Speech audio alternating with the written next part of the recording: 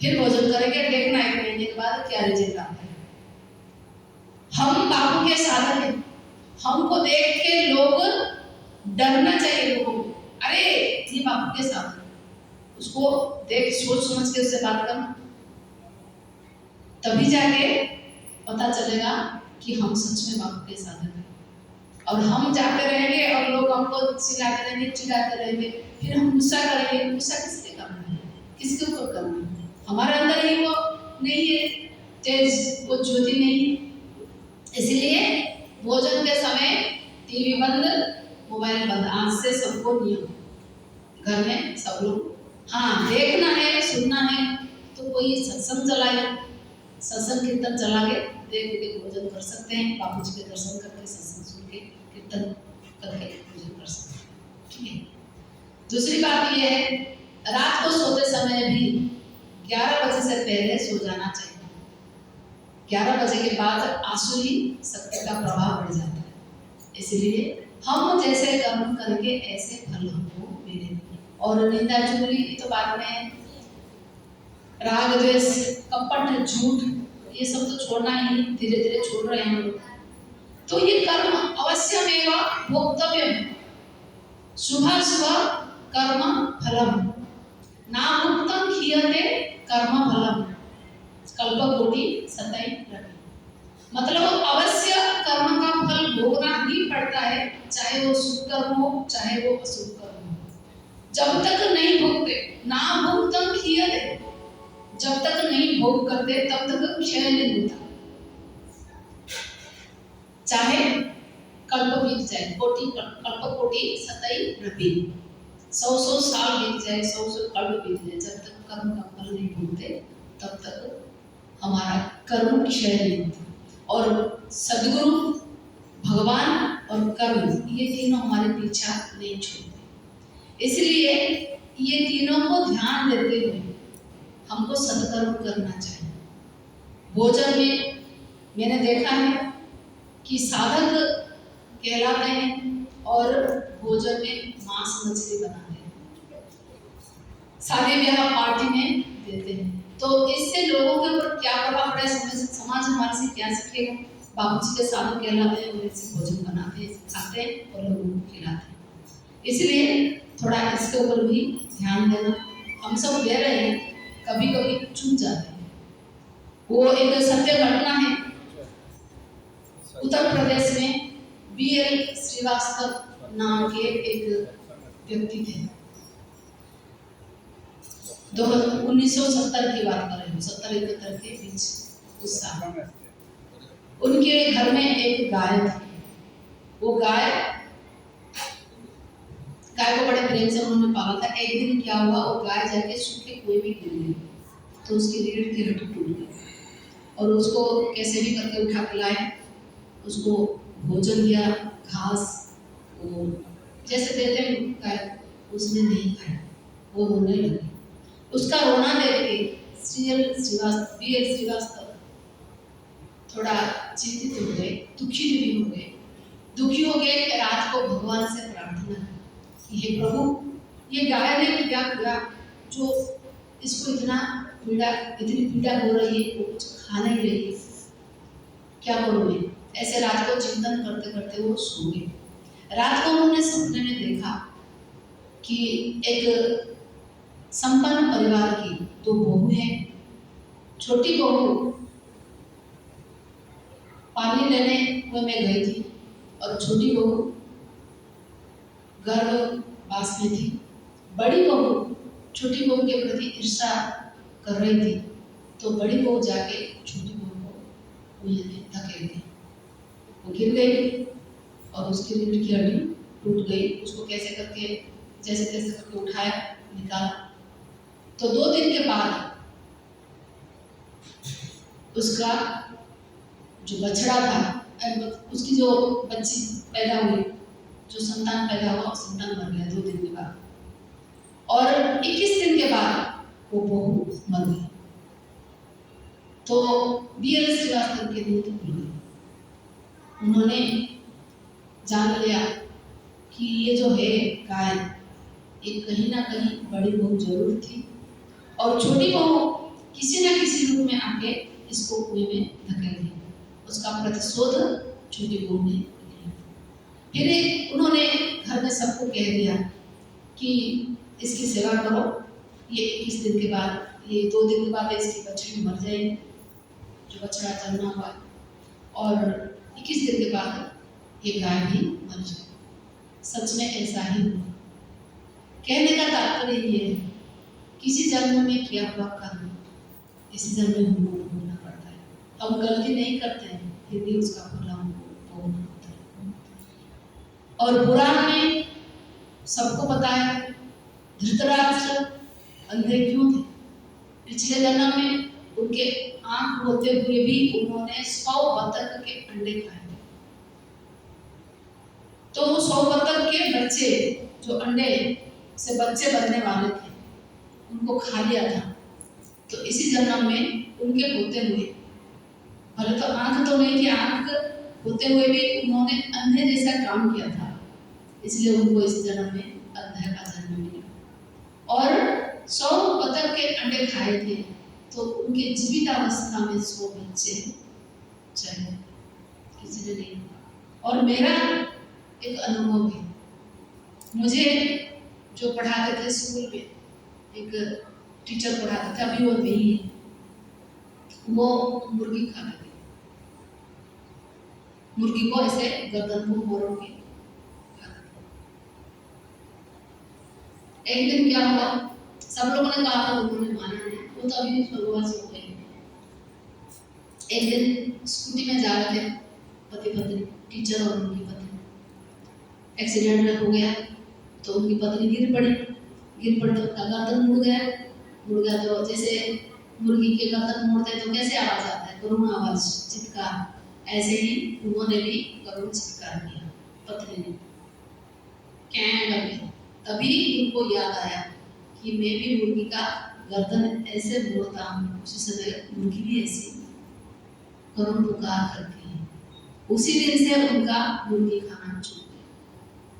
तो ऐसे एक अनुभव होने के बाद ही हम सुधरेंगे, उससे पहले नहीं सुधर सकते। उससे पहले सत्संग सुन के अपना विवेक जगा कर अपने ज्ञानमय जीवन हम जी नहीं सकते। इसलिए शास्त्र भगवान कहते हैं, सत्संग भगवान कहते हैं, सद्गुरु भगवान कहते हैं कि अभी से सुधर जाओ, सुधरने की सीढ़ी। इसलिए हमारे भोजन, हमारा कर्म ऐसा हो कि हमको आगे चलकर पछताना।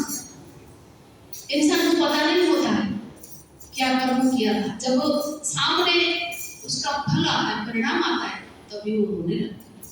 तभी आंख आंसुओं से कहती है कि अभी क्यों तू रो रही है, अभी क्यों रो रही? जब कर्म किया था तभी तुझे पता नहीं था। तभी विवेक रूपी चक्षु बताता है कि तूने क्या कर्म किया।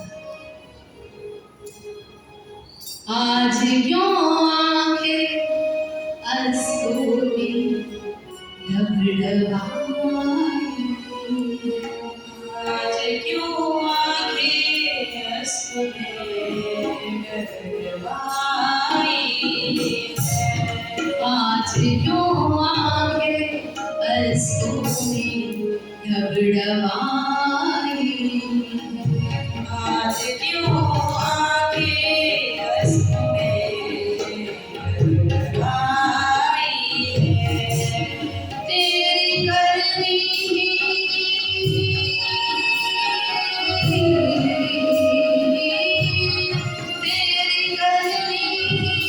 तेरे आगे आज आई है, आज क्यों आंखें अश्रु में ढबढबाई है, आज क्यों आंखें अश्रु में ढबढबाई है।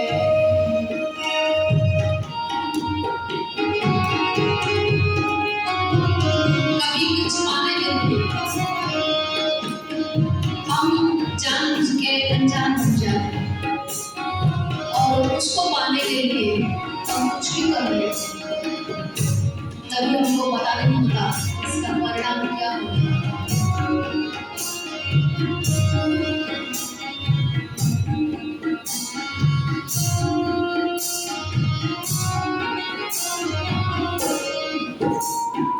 बुरी बातों में फंस कर ही तूने छोड़ दिया।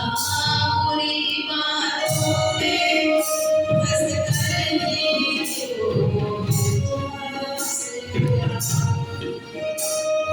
भली बातों को में फंस कर ही तूने छोड़ दिया। भली बातों में दिल लगाना तूने छोड़ दिया। विषयों में फंस कर ही मोह से जीत छोड़ दिया। विषयों के फंस कर ही मोह से जीत छोड़ दिया। तूने बुरी बातों में अपने दिन गुजार दिए और भोगों में अपने चित्त को जोड़ दिया। पता नहीं चला परिणाम क्या है।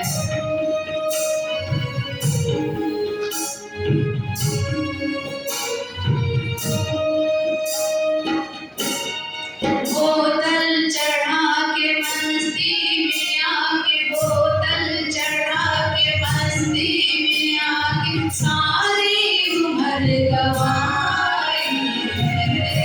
आज यूं आके सोने गड़बड़ाई है।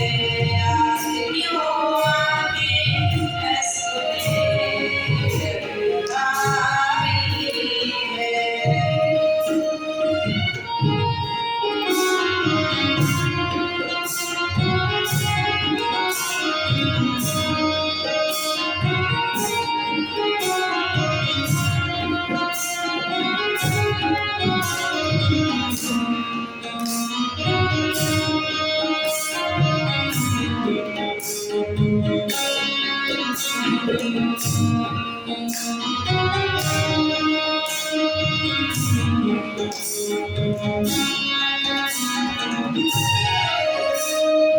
बुरी बातों में तूने दिन सब गुजार दिए।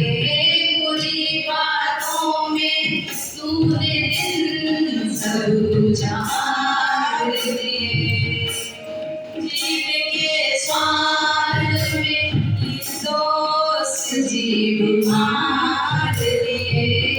जीव के स्वार्थ में दोस्त जीव मार दिए। सोचता कुछ तो भला काटता जिसका गला। सोचता कुछ तो भला काटता जिसका गला। ममता की बातों में वो भी तो होगा भला। ममता की बातों में वो भी तो होगा भला। अपने किसर की लत से जिगर की ममता तुझे सवारी है। यूं आके सोने गड़बड़ाई है। आज यूं आके सोने गड़बड़ाई है। तेरी करनी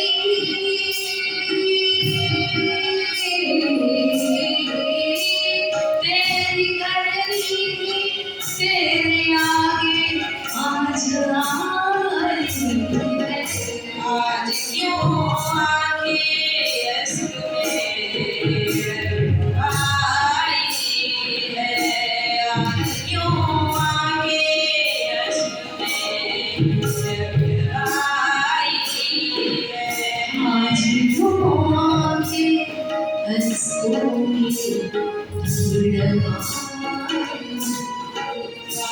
क्यों आके सोने आई है।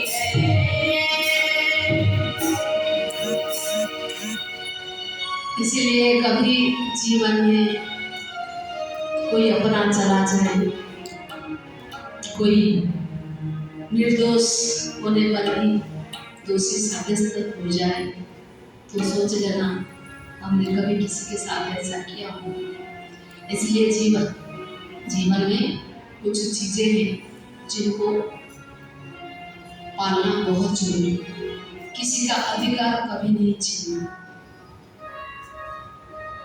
सुदर्शन चक्र नाम के एक संत थे। वो एक बार भ्रमण करने जा रहे थे। एक गांव में एक व्यक्ति मिला। वो किसी गंभीर बीमारी में पीड़ित था। ये जो उनको गंभीर बीमारी होती है ना, वो भी किसी जन्म का कर्म का फल होता है और हमारे खान पान में लापरवाही के कारण भी होता है। जीवन जीने की कला अगर हमारी ठीक नहीं है, उसके कारण भी बीमारियां। तो वो व्यक्ति को कोई गंभीर बीमारी था, तो उन्होंने सुदर्शन चक्र से पूछा। तो चक्र जी ने थोड़ा ध्यान लगाया, पूछा कि तुम्हारे घर में कौन कौन रहते हैं? तो बोले मेरे भाभी है और मेरा परिवार। तो भाभी के साथ कौन रहता है? ना भाभी विधवा है।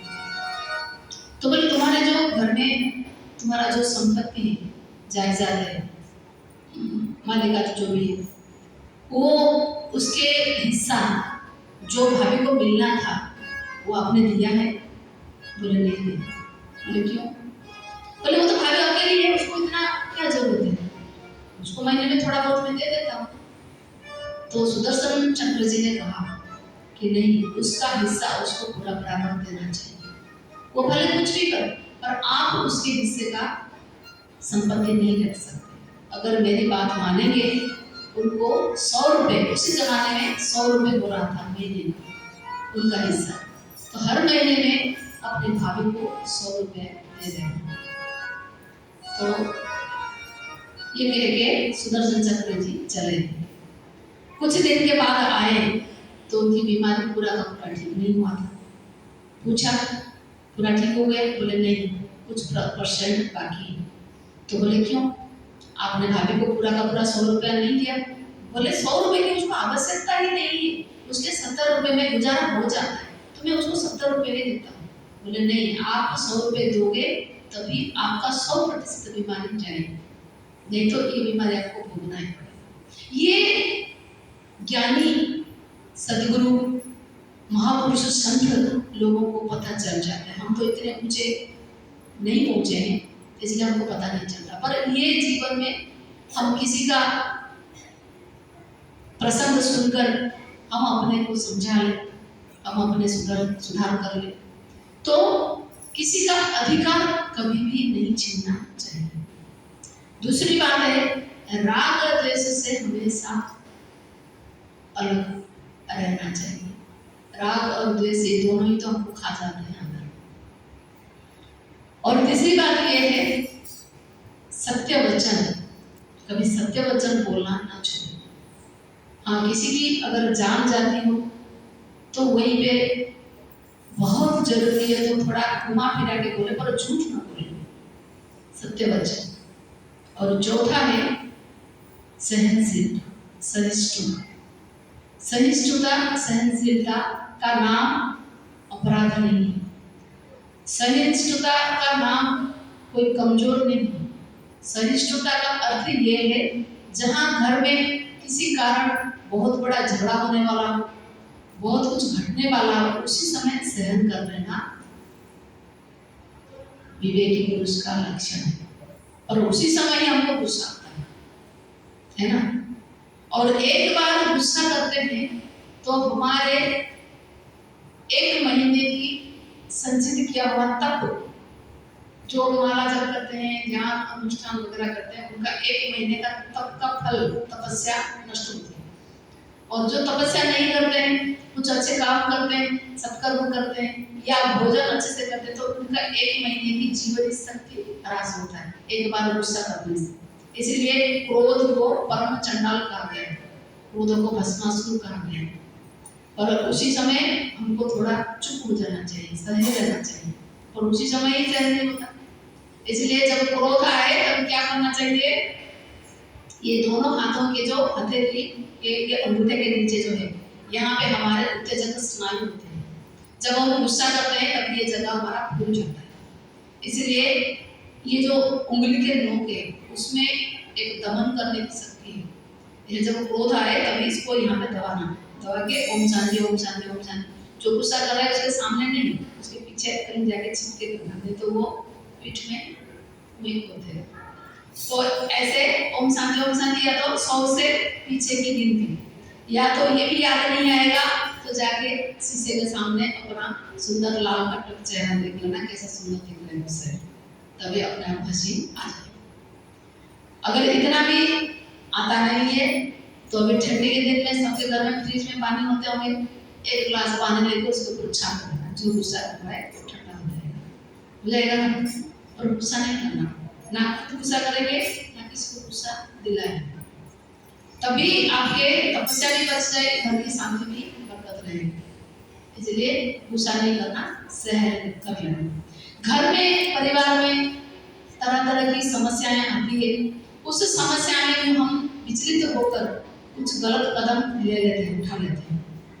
तो ऐसे ही एक बंगाली व्यक्ति थे जगदीश बसु, वो शोधन कार्य कर रहे थे। उसी जमाने में उनको सही पेमेंट नहीं मिल रहा था, अंग्रेजी प्राध्यापक जो थे उन सबको सही पेमेंट दिया जाता था, पर ये जगदीश बसु को नहीं दिया जाता था। तो उन्होंने शोधन कार्य तो नहीं छोड़ा। उनकी पत्नी थी, वो नाव में जाते थे, रोज 2 रुपए देके नाव में जाते थे कलकत्ता शहर में।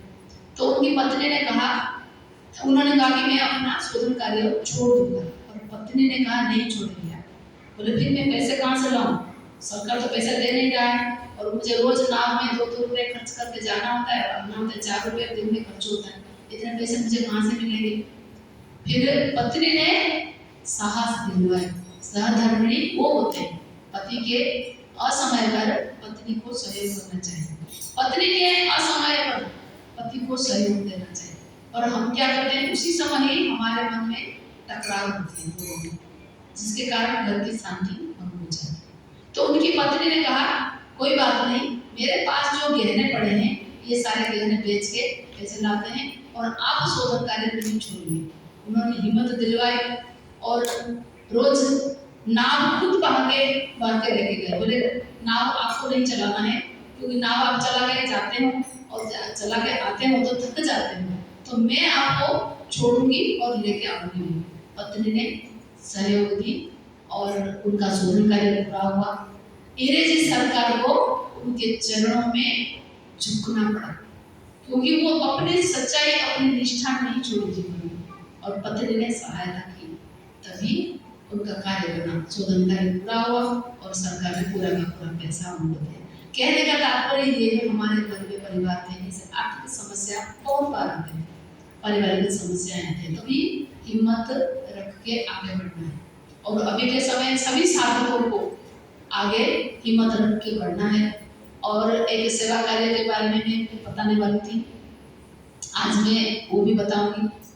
एक ज्ञापन सेवा है, आप लोगों को पता नहीं होगा, ज्ञापन सेवा है जो हर साल 8 मार्च को महिला दिवस पर या अवतरण दिवस पर या कोई दिवस पर हम रैली निकालते थे और संकीर्तन यात्रा निकालते थे और कलेक्टर के पास जाकर हम ज्ञापन देते थे। तो ऐसे बहुत जगह से बहुत ज्ञापन पत्र आई, तभी वो सरकार को पता चला कि बापूजी के साधक बापूजी को चाहते हैं। उन्होंने प्रार्थना पत्र भेजी, तो उन्होंने बहुत सराहना की और साधकों को भी फोन करके बताया कि आपके लिए मांग जरूर पूरी होनी चाहिए, आप अधिक से अधिक संख्या में इसको भेजिए ताकि सरकार कुछ सोचने पर मजबूर हो जाए। तभी ये बात बापूजी तक पहुंची, रिपोर्ट पहुंची। तो बापूजी ने कहा जिन साधकों ने ये सेवा की है उनको बहुत बहुत साधुवाद, बहुत बहुत धन्यवाद। ये सेवा को व्यापक रूप से करो, गुरुजी ने कहा। तभी अभी 4-5 महीने से ये सेवा चल रही है। मैंने जहाँ जहाँ गई सबको बताया है, आप लोगों को भी बता रहे हैं, उसका पूरा प्रमाण मेरे पास है, मैं बता दूंगी, दे भी दूंगी। हमको क्या करना है, 9 मंत्रियों को 10 मंत्रियों को हमको ज्ञापन पत्र भेजना है। वो लड़की के बाल्य सर्टिफिकेट और उसके फोन कॉल डिटेल्स और बापूजी के निर्दोषता का प्रमाण, ये 3 चीजें व्हाट्सएप में आएगा आपके पास, मेरे पास है, मैं भेज दूंगी। ये 3 चीजें का प्रिंट निकालनी है और उसके साथ एक अपने हैंडराइटिंग के लिखा हुआ एक चिट्ठी, मतलब गुरुजी के जाने के बाद आप लोगों का क्या हाल है ये बताना है। एक साधारण नागरिक के हिसाब से बताना है कि संत अभी के समय में समाज के लिए कितना जरूरी है। ये अपने भावना को अपनी भाषा में व्यक्त करना है, हिंदी में या इंग्लिश में या तो उड़िया में, ये 3 भाषा में लिख सकते हैं आप। 10 मंत्रियों के पास 10 लेटर लिखना है, 1 लेटर लिखेंगे, उसके 9 कॉपी बनाएंगे और नो जेरॉक्स नो टाइम, हाथ से लिखना है अपने अपने हैंडराइटिंग। अगर खुद नहीं लिख पा रहे हैं तो किसी से लिखवा लेना। ये पत्र अधिक से अधिक संख्या में वो मंत्रियों के पास जाएगा तो मंत्री लोग सोचने पर मजबूर हो जाएंगे कि कुछ तो करना है बापूजी के लिए। इतनी विपुल मात्रा में चिट्ठियां जाएगी और उसको स्पीड पोस्ट पे भेजना है। ये पत्र मेरे पास रखा हुआ है, उसका नकल रखा है और कौन कौन से पॉइंट पर लिखना है वो पॉइंट भी मेरे पास है, मैं दे दूंगी और 2 पत्र भी उसका नकल दे दूंगी, इसी हिसाब से लिखना है बता भी दूंगी। तो ये सब हम लिखेंगे अधिक से अधिक मात्रा में गुरुदेव के पास, गुरुदेव को बाहर लाने के लिए मंत्रियों के पास भेजना, ठीक है। और क्या गुरुजी ने एक बार कहा था, अभी 4-5 महीने पहले जोधपुर कोई भाई गए थे, नहीं बदलापुर, बॉम्बे में बदलापुर जो है वहाँ के संचालक के पास बापूजी का संदेश आया था। बापूजी ने कहा वहाँ पे कोई सेवा अटक रही थी, तो बापूजी ने कहा देखो मैं 350 कैदियों के बीच रहकर भी अभी के समय में भी मैं सेवा करता हूँ, तुम लोगों तक मैं कुछ ना कुछ संदेश भेजता हूँ, कुछ ना कुछ प्रयोग भेजता हूँ, कुछ ना कुछ हित मतलब उपदेश, कुछ हितकारी वचन भेजता हूँ, कुछ ना कुछ सेवा में करता हूँ। तो तुम लोगों को सारी सुविधा मिलने पर भी तुम लोग सेवा क्यों नहीं करते? मतलब सेवा से व्यक्ति का कितना कल्याण होता है। बापूजी को क्या चाहिए? अभी के समय में बापूजी इतनी सेवा कर रहे हैं हम सब के लिए, क्या चाहिए बापूजी? सेवा का फल भी तो बापूजी को नहीं चाहिए, पर हमको तो चाहिए ना, अपना कल्याण तो चाहिए, तो हम क्यों नहीं करें? इसलिए ये सेवा तो कम से कम आप लोग दिल से करिए। कम से कम हम तो 1 लाख की संख्या में जाके पहुंच नहीं पाएंगे, कहीं इकट्ठे नहीं हो पाए आज तक 9 साल में। कम से कम हमारी चिट्ठी तो 1 लाख की संख्या में जाएगी, उनको तो पता चलेगा कि इतने साधक चाहते हैं बापूजी को, और उसमें ऐसे संकल्प डाल के देखना कि जो भी चिट्ठी पढ़ेगा उसका दिल पिघल जाए। हमारे संकल्प में तो वो ताकत है ना, अपने इष्ट के लिए, अपने प्रेमास्पद के लिए इतना नहीं लिख सकते, इतना नहीं कर सकते। बोलेंगे तो हम गुरु के भक्त, बापू के भक्त, और 2 लाइन लिख नहीं सकते। जो अपने दिल की व्यथा है उसको व्यक्त करना है। रोज एक ही चिट्ठी लिखेंगे तो 9 दिन में 9 चिट्ठी हो जाएगी। कितना सारा टीवी देखने में घंटों तक बिता देते हैं, भोजन बनाने में घंटों तक बिता देते हैं, कपड़े लड़ाने में तो घंटों तक कम पड़ता है, तो एक चिट्ठी नहीं लिख सकते। इसलिए आप लोग सब ये चिट्ठी लिखिए, ज्ञापन पत्र लिखिए, और उसका जब पोस्ट करेंगे ना, पोस्ट करने से पहले उसका फोटो निकाल के मैं नंबर दे दूंगी, उस नंबर पे भेज दें, ताकि उनको पता चले कितने चिट्ठी गई गाँव कला से उड़ीसा से। बापूजी तक रिपोर्ट जाएगी, बापूजी पूछते हैं कितने चिट्ठी आई। एक मजे की बात बताऊं, गर्मी के दिन में लू लगती है, मतलब हमारे गुरुदेव कैसे हैं, गर्मी के दिन में लू लगती है तो अहमदाबाद में बापूजी ने प्याज खाने के लिए आज्ञा देते हैं। लोग सोचते हैं ना कि आश्रम में लोग प्याज खाते हैं, लहसुन खाते हैं। ठंडी के दिन में गुरुजी की आज्ञा से 2 बार लहसुन दी जाती है, लहसुन की चटनी ठंडी के दिन में, और गर्मी के दिन में कच्चे प्याज बापूजी की आज्ञा से दी जाती है। तो बापूजी कह देते हैं कि सबको प्याज दे दो, तो रसोड़े में होता है जिसको जरूरत है वो लेके जाते हैं। फिर बापूजी दूसरे दिन पूछते हैं कि कितने लोग प्याज लेके गए, उसका लिस्ट मुझे भेजो। ये है हमारे गुरुदेव। मतलब गुरु जी ने आज्ञा दे दी तो तुम अपने चटोरेपन जीव को कितना कंट्रोल कर पा रहे हो। ये तो हम खा लेंगे, बापू जी ने आज्ञा दी ना, खा लेंगे प्याज, खा लेंगे लहसुन, खा लेंगे। और बापू जी ने जो आज्ञा दी बाकी चीज के लिए वो आज्ञा नहीं है, क्योंकि हमारा जो 3.5 इंच का जीव है ना, वो जो चाहता है और मन जो चाहता है वो कर लेते हैं हम अपने मर्जी से। बापू जी बोले, बाबू जी लिस्ट भी मांगते हैं, इन लोगों ने कितना प्याज लिया है उसका भी मुझे हिसाब दो। मतलब 1 लिया, 2 लिया, 3 लिया, 4 लिया। ये लालच बड़ी बड़ी बुरी बला है। गर्मी के दिन में प्याज खाना चाहिए और आम के कच्चे आम का बना सबूत खाना चाहिए। ठीक है, सब बढ़िया है। गुरुदेव के काम को बताऊं? टाइम हो गया, बंद कर देंगे। हाँ, 9:30 बज गए, भोजन करेंगे। चलो, हम सब चाहते हैं बापूजी जल्दी आ जाए। कौन कौन चाहता है बापूजी जल्दी आए? अच्छा, बाकी लोग नहीं चाहते, सब बता दो।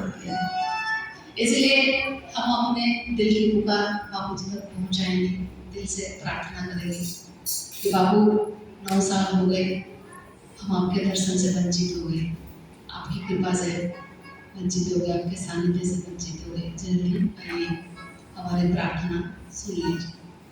तन से अखियां गुरुवर दीदार को तेरे, तन से अखियां गुरुवर दीदार को तेरे, तन से अखियां गुरुवर दीदार को तेरे, तन से अखियां गुरुवर दीदार को तेरे।